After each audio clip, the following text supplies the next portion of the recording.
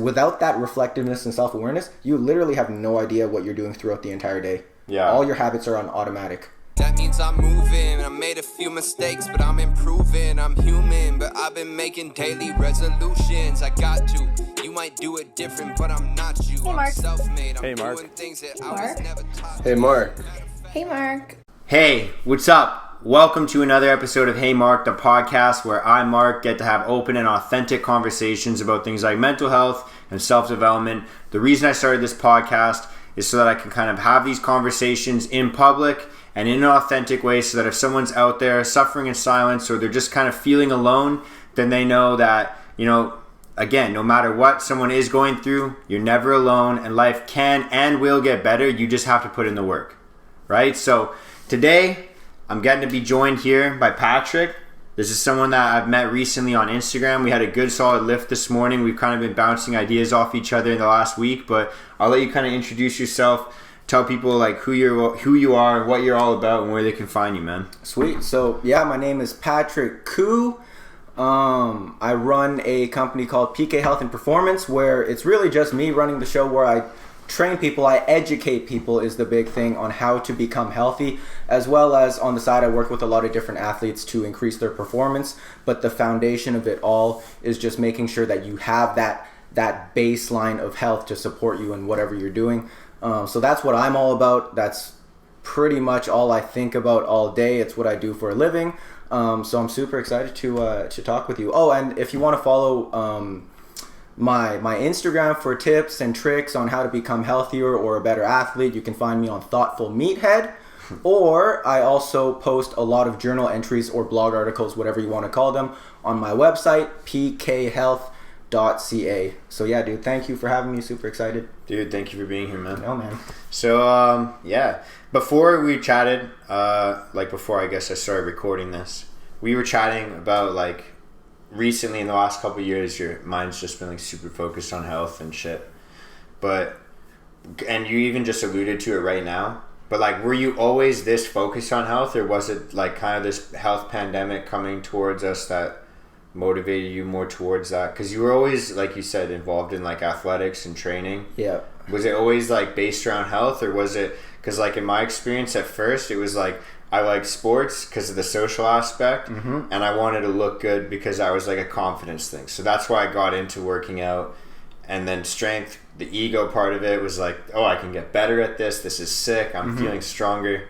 But it didn't get towards health until really the last few years for myself, to be honest with you. Were you similar to that, or were you always into the more the health side? I would say throughout all my teenage years, it was all about, just like you said, how can you look better? Yeah. I mean, really, that's the most important thing when you're 14, 15, 16 years old. Chicks, dude. It's the most important thing. So it was really how do you look better, and then how do you become a better athlete, because I was competing in a lot of different sports. So it was actually the opposite of health back then, which is why I separate PK Health and Performance. Performance generally doesn't necessarily mean health. So I was doing a lot of weird nutritional practices, cutting out carbs for no reason when I'm doing all kinds of aerobic glycolytic sports that require carbohydrates. I would be dieting down for no reason. I would be lifting too much weight. I would be training too hard. I was doing all these things that were all focused around just training and what I was eating, which is only a fraction of what health should really encompass, right? Mm-hmm. And so it wasn't until, I don't know, man, maybe I had a lot of health problems that hit me in my early 20s that really flipped the switch for me and made me realize that health has to precede athletic performance. And if you don't have health, you really don't have the base off of which to build your pyramid of whatever it is that you're trying to build. So yeah, in recent years, I've made a big focus on mental health, on tightening up my nutrition to not always be about how you look. It's how does your body function via what you put into your body. It's not about how if you have a 4-pack, you have a 6-pack, you have a fucking keg. It's not about that, man. It's about how can you make your body function better so that that body type comes as a consequence of what you're eating, as a consequence of how you're feeling because of how you're feeding it. A byproduct. A byproduct, man. So it's all about the daily habits, and not to get on a bit of a rant here, but dude, I know fine. before this, I know this podcast, or before we started recording, we were talking about how recently with all the COVID stuff, it's made me really, really, really push hard in all areas of health: financial health, spiritual health, emotional health, mental health, social health, and obviously physical health as well, because I want to be it's what I do, right? I lead people to better health. So I need to be crossing my T's and dotting my I's in all aspects of health, especially when we have this pandemic where it's really not really a fucking, you can call it coronavirus, but what it really is a pandemic of just unhealthiness. Health, yeah. Right? Yeah, 100%. It's an extreme oversimplification, but you can say that if you are healthy, like if your metabolic markers are fantastic, all your blood work comes amazing, you have great social health, you have great cardio, you have great strength, you sleep well, you have great relationships, the odds of you contracting coronavirus and dying are fucking slim to none. Yeah. Whereas on the other side of the spectrum, if you live an objectively unhealthy existence, there's a very, very high chance that coronavirus is going to clap you. So again, it's not really a pandemic of COVID, it's a pandemic of just unwellness and unhealth, which is what we've been dealing with, which is what we've been facing for decades now. Yeah. Leading cause of death in Canada is like heart disease, I think. I think so as well. I'm not 100% sure, but I think it's either top 3 or number 1. Yep.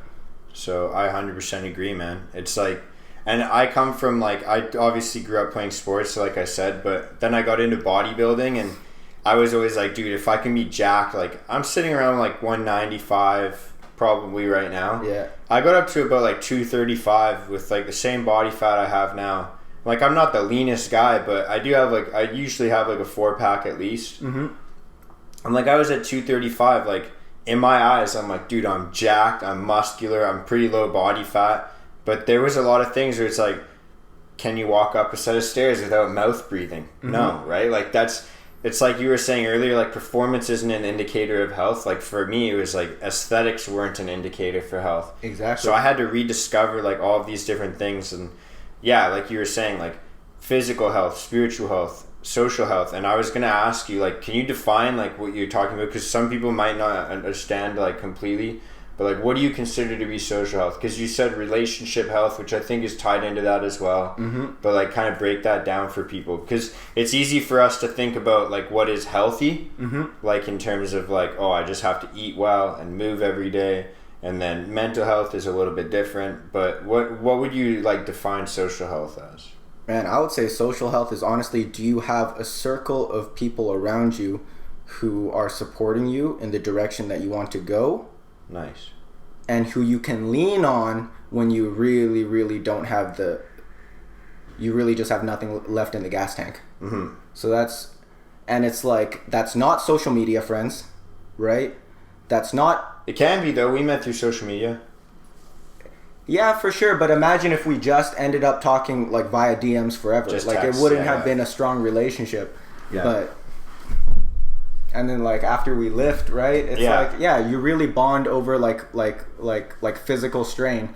But anyways, I digress. I like that, man. With social health, yeah, it's about who can you lean on, who's going to support you in the direction you want to go. And I feel like unfortunately that's super, super rare these days. And as a matter of fact, I'm just halfway through a book right now called it's called Together by the ex-U.S. Surgeon General. So you're familiar with that job title? Yeah. Right? So the ex-U.S. Surgeon General, Dr. Vivek Murthy, goes through some amazing data, like huge sample sizes, because it's basically the whole United States. So like the science is clear that loneliness is a bigger predictor, going back to what you're saying about heart disease, is the biggest predictor for early death, above even heart disease or cancer or obesity or anything like that. Yeah. Because think about it, if you don't have anyone to lean on, or not even that, if you're lonely, what are you going to do? You're going to drop right back into all your behavioral addictions, whether that's something drug related like cocaine addiction, or whether it's a more common one like you overeat constantly to try to drown out your sorrows or whatever. So if you kind of frame loneliness and social health in that way, it just makes it so clear in terms of how important it is. Yeah. I think a lot of it, like with like eating addictions as well, I don't know, because I'm not really speaking from experience, but like I feel like a lot of it is like chasing that dopamine rush, like because you're eating, like even like we just had after our workout, like having a bunch of rice, like we had sushi, so like you had less rice than I did, but you get a dopamine rush when you're eating like that sugar, because it's like metabolized with sugar. I feel like a lot of like overeating is like searching for like the next dopamine rush, because when you're overeating, like, do you know anyone that overeats or like is like an addictive eater, that they're just eating like steak or kale or like, you know what I mean? It'd be hard pressed to find one for sure. But dude. then like anyone who's like overeating or addictively eating, like they're eating like your processed foods, sugars, like ice cream, fast food, like it's like a chase of a dopamine rush. And 100%. But you can get the same effect. Like that's why I've become addicted to working out in the last couple of years. Because like you're getting, when you do like a hard run, like you're getting endorphins rushing through your brain. You're getting serotonin, like the natural painkiller, the natural happy hormone. Like in my eyes, it's a good, and everyone's situation's differently. So I don't want to fucking have people like DM me and being like, you don't understand what I'm going through. But like it's a pretty good replacement for a lot of dopamine cravings that way.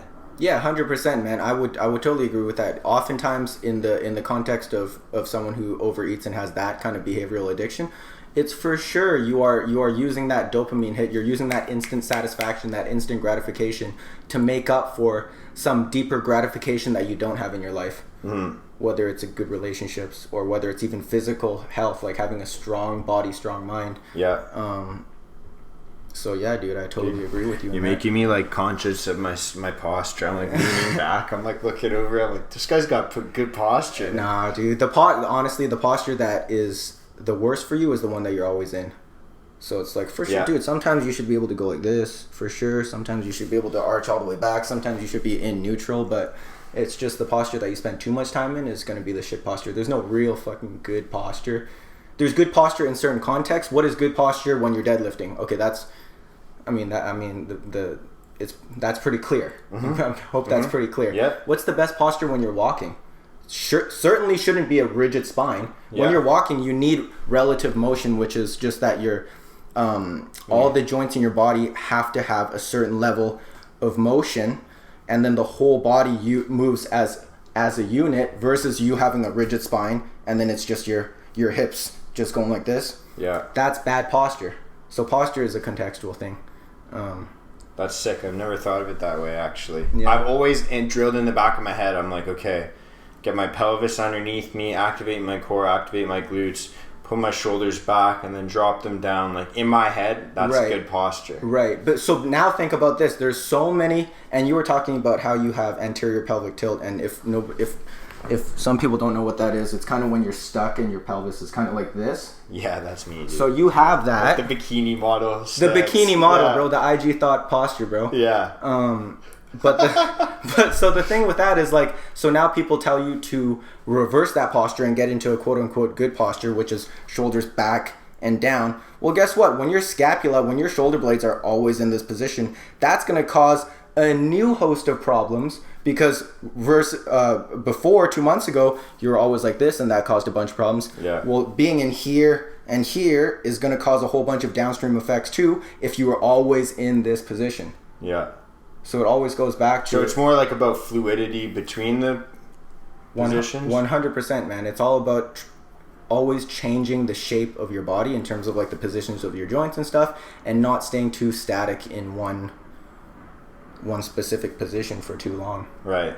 For me, like, I want to get better at certain things. Like, I'm challenging myself. I'm on a hiatus right now, but, you know, I just got into martial arts this year. But I've always just had this weird need to be able to do anything. Like, my new goal is to be able to be like, all right, I want to deadlift 4 plates with the big boys and then be able to outrun some other motherfuckers. That's my new shit, right? Yes. So for me, like, postural correction is something that I'm interested in, because I'm like, I need like good performance, right? Yep. But why, like, for like the average person, say like I'm just a guy, say like all I'm doing right now is my day job, which is like completely fine. That's what some people